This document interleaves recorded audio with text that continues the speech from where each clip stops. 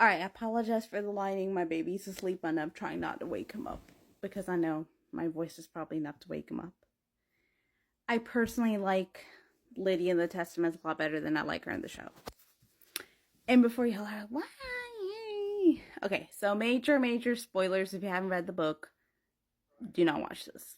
If you want to read the book, do not watch this. If you don't care, go ahead. You were warned. Lydia in the book is actually given a slightly different backstory to Lydia in the show. In the show, she was a teacher. Long story short, she befriended a single mom who basically Lydia was helping her watch her kid after school. The single mom helped her come out of her shell, and she started talking to the principal of the school that she was working at. She tried to get frisky with him. It didn't work out. He was like, whoa, chill. He's like, I like you, but I don't want to do that yet. She got embarrassed and she ended up turning on the mom and reporting her to CPS. We don't know how she became an aunt after that. I'm just going to assume that they picked her.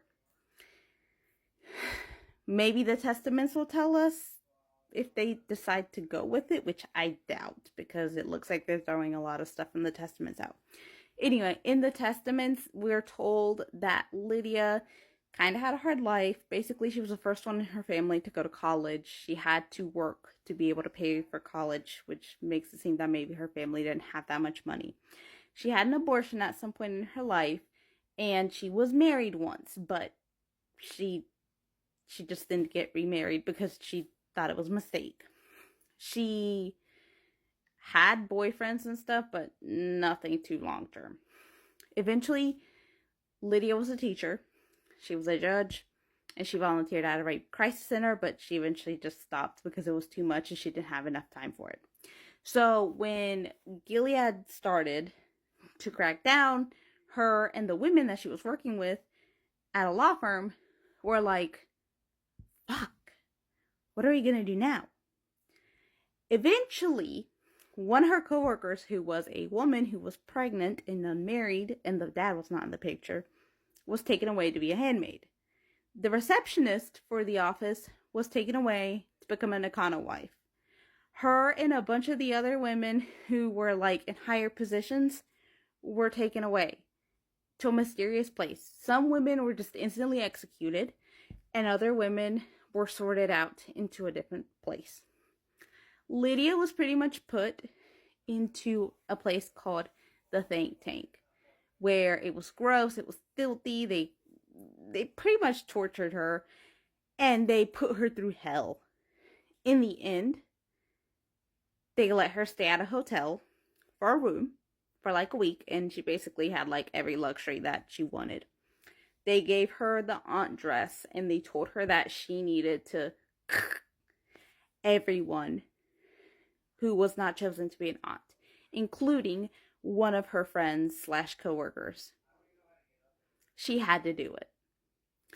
Honestly, to me, this is slightly more interesting than I didn't get dick and now I'm bitter, because it shows how easy people can fall into becoming monsters with the right push. And the funny thing is, this actually caused Lydia to hate Gilead and to want to take them down. So maybe to me, in the Handmaid's Tale, even she didn't fully buy Gilead's propaganda. But she had to make sure that the girls bought it so they wouldn't get harmed. But the whole time, and because, if they thought highly of her, they wouldn't think that she was about to stab them in the back. So, it was less obvious that she was part of Mayday. Versus in the show, where she's obviously conflicted and she alternates between realizing that the system is really fucking shitty and worshipping it. Which I do like her in the show too, but I think the book version of her has a lot more nuance to her. So yeah, that's my hot take.